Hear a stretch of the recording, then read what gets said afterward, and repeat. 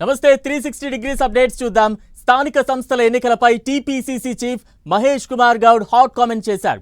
బీసీలకు రిజర్వేషన్లు ఇచ్చిన తర్వాతే లోకల్ బాడీ ఎలక్షన్స్ కు వెళ్తామని తెలిపారు. బీసీల విషయంలో కాంగ్రెస్ పార్టీకి చిత్తశుద్ధి ఉందని వ్యాఖ్యానించారు.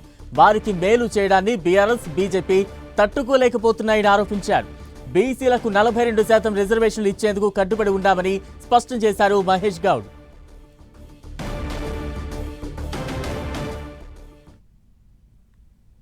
బీజేపీ బీఆర్ఎస్ పార్టీ లోపాయకారి ఒప్పందంలో ఉండి ఇవాళ బీసీలకి రావాల్సినటువంటి నోటి కార్డు ముద్దని తలదన్న విధంగా వ్యవహరించిన పార్టీలు బీజేపీ బీఆర్ఎస్ పార్టీ.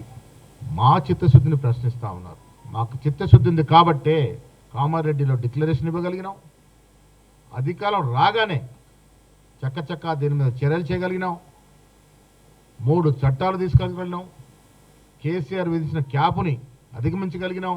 ఏది ఏమైనా మా రాహుల్ గాంధీ గారి యొక్క ఆశయాన్ని ఈ రాష్ట్రంలో రేవంత్ రెడ్డి గారు, బట్టి విక్రమార్క గారు, మా మంత్రివర్గ సభ్యులు మేమందరం కూడా ఇంకా ఎన్ని ఆప్షన్స్ ఉన్నా అవైల్ చేసుకొని తుదకి 42% రిజర్వేషన్ ఇచ్చే ప్రయత్నం, ఇచ్చిన తర్వాత ఎన్నికలు ఉపయోగ ప్రయత్నం చేస్తాం. ఇప్పుడు ఈ కుల సర్వెన్స్ మొదలుకొని బీజేపీ బీఆర్ఎస్ పార్టీ లోపాయకారి ఒప్పందంలో ఉండి ఇవాళ బీసీలకి రావాల్సినటువంటి నోటి కార్డు ముద్దని తలదన్న విధంగా వ్యవహరించిన పార్టీలు బీజేపీ బీఆర్ఎస్ పార్టీ.